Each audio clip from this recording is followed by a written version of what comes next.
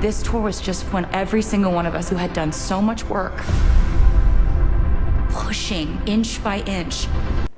Taylor Swift and Travis Kelce are living the ultimate rom-com in real time, from rehearsal rooms to wrestling rings and now wedding bells. First up, Taylor ditched her glam for a raw, makeup-free rehearsal clip with Travis that sent Swifties into cardiac arrest.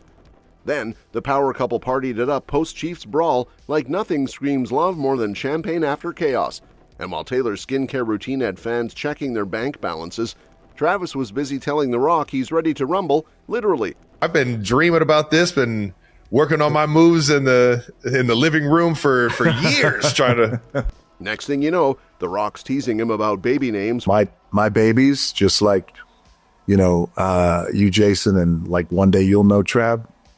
Babies are everything. That's it. It is. While Taylor's casually revealing she's already picturing their wedding.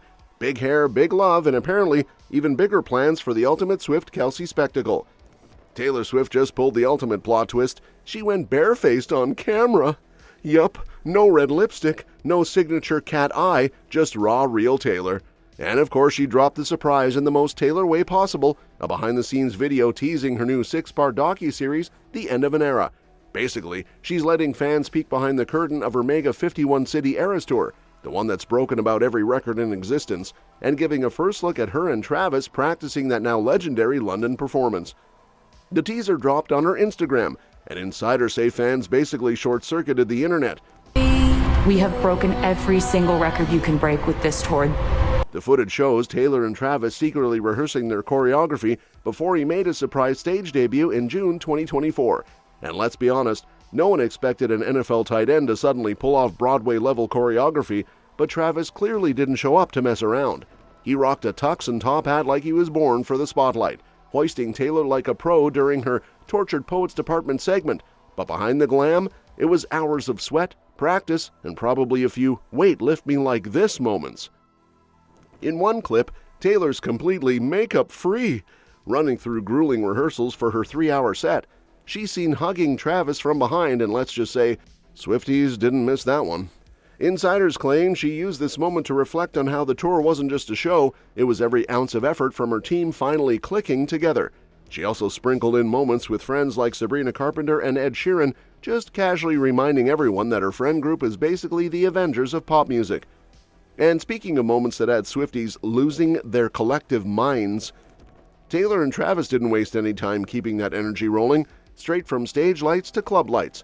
After the Chiefs' win against the Detroit Lions, the power couple ditched the chaos on the field and slid right into celebration mode at Prime Social in Kansas City.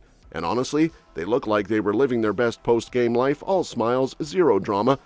Taylor rolled up to the party looking effortlessly iconic in a black jersey-style Ganni mini dress with Chiefs and the number 13 on it. She paired it with black combat boots and enough gold accessories to make a pirate rethink his career choices. Oh, and yeah, that sparkly engagement ring didn't exactly go unnoticed. She was spotted sipping her drink, laughing with friends, and serving football wife but make it couture realness. Meanwhile, Travis kept it chill in a plaid Louis Vuitton polo, khaki cargos, and white sneakers, because apparently even his casual fits screamed sponsored by Fashion Week. Fans online were quick to call it Taylor-coded, since the man's basically matching her aesthetic these days.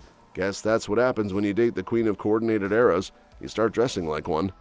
The night came after what insiders described as the most NFL thing ever, a full-on post-game brawl between the Chiefs and Lions. Patrick Mahomes tried to play peace ambassador, but the Lions' Brian Branch wasn't in the mood for handshakes. Next thing you know, fists are flying, helmets are bumping, and Juju Smith-Schuster's in the middle of a WWE audition he didn't sign up for. Through it all, Kelce apparently just strolled around the chaos like, yep, I'm not messing up my outfit for this. And while Taylor and Travis were proving that date night goals are, in fact, achievable, Swifties got hit with another treat. Their queen casually revealed the holy grail of her beauty stash in her new Eras Tour docu-series trailer. Yep, apparently even world domination requires a killer skincare routine. Forget the Grammy shelf, that bathroom counter could fund a small country. Taylor gave fans a blink-and-you'll-miss-it peek at her post-show self-care setup. And insiders say fans went instantly full FBI mode.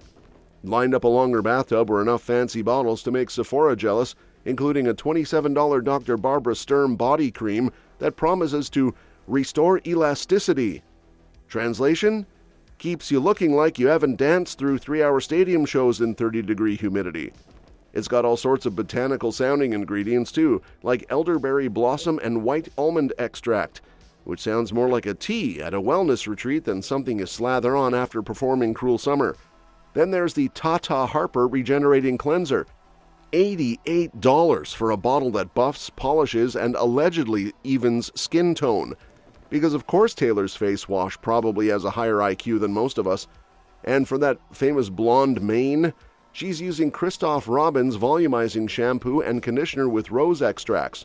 $51 a pop. And yes, it's giving Eras Tour hair commercial. Apparently it keeps her hair soft, shiny, and full of bounce, like it hasn't been whipped around during 46 songs and 13 outfit changes. Oh, and eagle-eyed fans spotted a razor sitting there too, which somehow became a whole thing online because of course it did. Swifties will analyze a stray hairpin if it shows up in the frame. And while Taylor's bath products had fans budgeting like they were planning a spa takeover, Travis was plotting a different kind of takeover in the wrestling ring. Yep, the NFL's most charming tight end has apparently decided catching touchdowns isn't chaotic enough, so now he wants to go full SmackDown Saturday. During his podcast with Dwayne "The Rock" Johnson, Travis basically confessed that he's been training for this moment in his living room, probably right between watching game tape and feeding Taylor's cat. I've been dreaming about this, been working on my moves in the living room for years, trying to. Insiders swear he told The Rock he's ready to jump off the top rope like it's the Super Bowl confetti stage. When the opportunity presents itself, I'll dive in there. I feel like I'm more of an aerial act, though. I'm off the road. The Rock, never one to turn down a good tag team fantasy, apparently told Travis they'd make a killer duo. The Final Boss and the Kansas City Crusher has a nice ring to it, doesn't it? I love this shit. I'll die for this. It's like the Final Boss and Travis. We got to figure that out.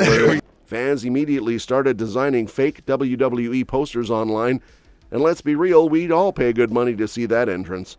Imagine Taylor in the crowd, decked out in a bedazzled Chiefs belt, screaming louder than the pyrotechnics. But here's the twist. The Kelce family might turn this into a full-blown brother act. Jason Kelce, who's still fresh off his WrestleMania 48 cameo in Philly, already dipped a toe in the ring world, helping Rey Mysterio take down Dominic like it was casual weekend family bonding.